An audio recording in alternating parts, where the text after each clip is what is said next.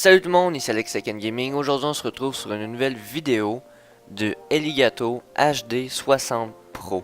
Premièrement, en ouvrant la boîte, on trouve un guide d'utilisation rapide pour installer la carte dans un PC et les indications pour leurs réseaux sociaux. L'emballage vient avec deux braquettes métalliques, une plus grande et une plus petite pour différents cases d'ordinateur. Et les deux différentes braquettes sont indiquées selon les connecteurs de la carte. Par la suite, on a la carte même, le Elgato HD 60 Pro et un collant de compagnie. Elgato fournit leur câble HDMI. Leur câble HDMI est quand même assez long. La carte PCI HD 60 Pro de Elgato est une carte Game Capture pour enregistrer vos sessions de jeux vidéo. Son connecteur est du PCIe X1 et la carte est compatible avec Windows 7, 8, 10, Mac OS X et Linux. La carte PCI est composée d'un port HDMI out et d'un port HDMI in. Un port HDMI pour la télévision et un port HDMI pour tout type de console de jeu. La carte fait 122 mm de long, 56 mm de large et 14 mm d'épaisseur. Et tout dépendant de votre boîtier d'ordi, la carte s'adapte super bien à tout type de grosseur de boîtier d'ordi. Maintenant, je vais vous montrer l'installation de la carte. La carte est super simple à installer. Ouvrez votre PC, enlevez votre carte GeForce GTX et vous allez trouver une slot PCI X1. Enlevez la braquette de métal à l'endroit où la carte va se connecter. Assurez-vous de bien glisser la carte et qu'elle soit bien connectée. Et vous pouvez tout remettre en place une fois connecté. Maintenant, dans le port HDMI out, connectez votre téléviseur et dans le port HDMI in, connectez votre console de jeu. Donc, ok, une fois la carte PCI installée, vous devez aller chercher le logiciel pour la carte PCI parce que sans le logiciel, la carte n'est pas compatible, n'est pas pris en charge par le logiciel. Donc, je vais vous montrer comment aller chercher les logiciels ici. Et je vais vous montrer aussi comment configurer la carte PCI dans OBS, Open Broadcaster Software. Je vais tout vous montrer ça. Donc premièrement, ouvrez un navigateur, que ce soit Firefox ou Chrome, ouvrez-en un. Et par la suite, vous tapez Elgato. Je vais mettre les liens dans la description directement au téléchargement, donc vous n'avez pas besoin de chercher comme des défoncés. Une fois rendu sur le site, moi, j'ai pas été visiter ce site-là, non. Donc, je vais aller ici. Ensuite, c'est dans téléchargement et support. Vous allez voir, c'est deux choses différentes, comme vous voyez. Et vous allez voir le téléchargement juste ici. Télécharger pour Windows. Si vous avez un Mac, télécharger pour Mac OS X.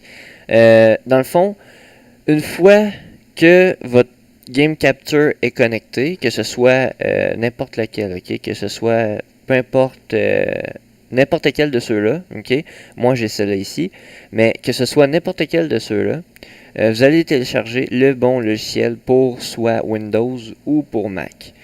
Pour les utilisateurs Linux, malheureusement, il n'y en a pas de version.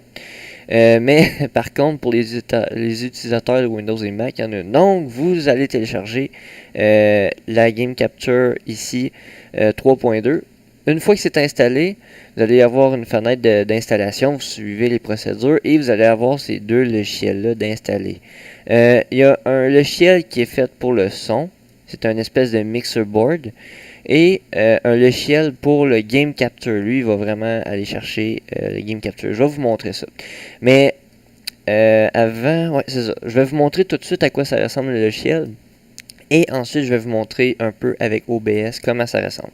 Donc, on va aller voir à quoi ça sert parce qu'au fait, au début, vous téléchargez juste celui-là. Okay? Lui, il vient par après. La carte PCI, il faut que vous dites une chose. Elle ne fonctionne pas instantanément aussitôt qu'on la branche dans l'ordi. Une fois que le logiciel est ouvert, une fois que le logiciel est installé, redémarrez votre ordinateur. Prenez même pas de chance de l'ouvrir le logiciel, vous perdez votre temps parce que ça va être marqué aucun signal. Ça va être vraiment inscrit aucun signal. Donc prenez le temps de redémarrer votre ordi et ensuite commencez à configurer votre carte PCI. Donc lorsque je vais ouvrir ma carte, mon logiciel, vous allez voir et voilà, je suis dans Roblox. Sinon, pour vrai, je vais quitter ça. Bon. Je suis sur ma Xbox. Comme vous pouvez voir, je vois ma Xbox, mon interface Xbox dans le logiciel. Donc, je vais me mettre en plein écran pour mieux vous le montrer. Pour de vrai, c'est énorme. Ok? C'est vraiment énorme. En voulant dire que la synchronisation, c'est instantané. Pour vrai, là, si vous avez une plus vieille carte Elgato ou un autre type d'HD PVR pour enregistrer votre console, que ce soit 360, PS4, Xbox One, whatever, nommez-les toutes, pour enregistrer ça sur votre PC et que vous passez par un port USB, pour de vrai, ça vaut la peine d'upgrader d'acheter la nouvelle carte PCI pour PC. Okay? Ça vaut vraiment la peine. Parce que, sérieusement, lorsqu'on enregistre un jeu, okay, et qu'on a les plus vieux HD PVR ou Elgato via USB, okay, que votre console est branchée dans la Game Capture en étant HDMI, et par la suite USB dans l'ordinateur, la synchronisation est vraiment nulle. Okay? J'ai vu des vidéos, j'ai vu du monde utiliser ça. C'est vraiment nul la résolution qu'il y a là-dessus. La résolution, elle sort bonne. Okay? Vraiment, si c'est du 1080p 60 fps, elle va vraiment bien sortir en la résolution qui a été configurée. Mais par contre, la synchronisation du joueur, lui qui est en arrière des écrans, ça ne sera pas synchronisé. Okay? Donc, lorsqu'il va jouer à Call of Duty ou à Battlefield et que le personnage va se déplacer partout, il y aura un léger retard entre la console, ben, dans le fond, sa TV et son écran d'ordinateur. Tandis que la carte que j'ai en ce moment, la carte PCI que vous voyez en haut dans le coin, que vous avez vu au début aussi de la vidéo, c'est instantané parce que c'est directement branché sur le motherboard de l'ordinateur, sur la carte mère de l'ordinateur. Donc, vous pouvez avoir vraiment la bonne résolution, mais une synchronisation super instantanément. C'est super. Donc, par la suite, une fois que le logiciel, vous l'avez ouvert, vous pouvez faire des configurations. Si vous voulez utiliser le logiciel de Elgato, allez-y fort. Mais je le connais zéro. Ok, vraiment, je le connais pas. Donc, une fois, là, je vous montre un peu comment c'est l'image de la Xbox sur le PC. J'ai pas mis ma caméra pour vous montrer un peu à quoi ça ressemble avec ma télévision et mon écran d'ordi. Si vous voulez une autre vidéo, je compte faire une vidéo setup, ok, parce que j'ai upgradé mon setup depuis que j'ai commencé ma chaîne YouTube, et j'y pense sérieusement de faire une vidéo setup pour tout vous montrer en gros. Bref, mettez-les moi dans les commentaires qu'est-ce que vous en pensez, vidéo setup ou juste montrer en gros. Dans le fond, c'est ça. En gros, le setup Elgato. Donc, je vais fermer ça. Je vais ouvrir, dans le fond, si vous avez OBS, ok, ça aussi, OBS, c'est un autre détail à apporter. OBS, si vous ne l'avez pas, vous pouvez aller le chercher sur Google. Ok. Vous écrivez OBS. Open Broadcaster Software. Vous allez là-dessus. Vous allez sur le site. Il y a deux versions. Get OBS classique ou Get OBS Studio. Moi, le studio, j'ai pas une super de bonne expérience, mais c'est juste parce que le studio il est disponible, il est multiplateforme. Okay? Il est autant disponible pour Windows 7, 8, 10 et Mac OS X et aussi Linux. Donc, les utilisateurs de Linux, vous allez pouvoir utiliser quand même votre Elgato, mais via OBS. Okay? Par la suite, il y a peut-être juste quelques configurations à faire, là, mais ça, ça fait un petit bout que j'ai pas été mettre les pieds dans Linux.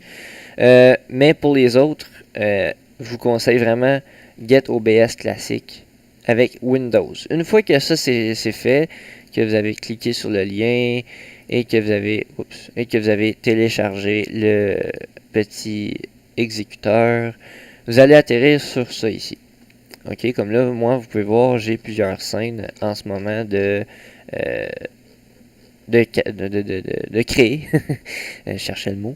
Je vais aller, dans le fond, comme si je diffuserais. Ok, je vais tester un streaming, donc vous allez me voir. Oui, allô. Vous me voyez en coin ici, là. Par la suite, dans le fond, la carte PCI ne sera pas ajoutée. Donc, vous allez devoir ajouter une scène ici et venir ajouter un périphérique de capture vidéo. Par la suite, dans le périphérique de capture vidéo, vous allez devoir sélectionner quel périphérique que vous voulez. Dans OBS, dans OBS, il en détecte deux. Okay? Il y a un Elgato Helper Device, ça, je sais pas c'est quoi, là, mais c'est celui qu'il faut prendre. Okay? Elgato Game Capture HD, c'est celui-là ici qu'il faut prendre. Par la suite, vous pouvez aller faire des configurations en cliquant ici, configuration. Et vous allez sélectionner la console que vous voulez, même iPad, ça. J'avais pas vraiment porté attention à ça tantôt. Donc, vous avez une liste de consoles que vous pouvez. Ben, je dis de consoles, mais c'est parce qu'ils ont mis iPad puis iPhone, mais je sais pas pourquoi ils ont mis ça, mais bon. Donc, vous avez une liste et vous avez tous vos configurations de base que vous pouvez modifier. Vous pouvez même modifier la luminosité. Vous avez même un contrôleur de son ici. C'est super. Donc, par la suite, une fois que tout ça est configuré, vous êtes dans OBS et votre carte, elle est fonctionnelle. Donc, j'espère que cette vidéo vous aura plu. N'hésitez pas à lâcher des commentaires sous la vidéo. Et on se retrouve sur une prochaine vidéo. C'est Alex Tech Gaming. Je vous dis à la prochaine. N'oubliez pas de liker, commenter et surtout abonnez-vous à ma chaîne YouTube. Merci.